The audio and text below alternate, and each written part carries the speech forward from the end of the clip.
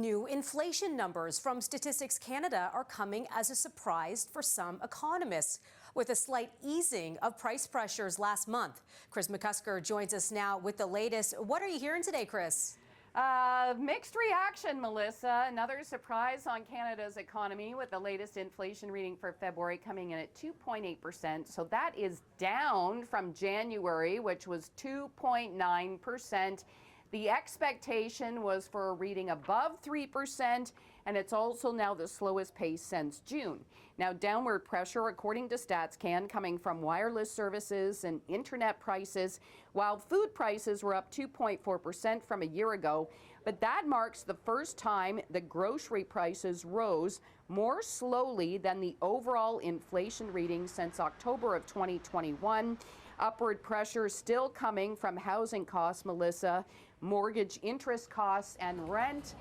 So kind of a sigh of relief, but no one's ready to declare victory just yet. But the big question is, could this open the door for an interest rate cut in the coming months? Well, and that is what everyone wants to know. And if I had the answer very clearly, then, I'd probably be rich myself. Here is the situation. We have a higher chance of an interest rate cut in June. The odds have gone up by about 20% since yesterday, so since this data was released.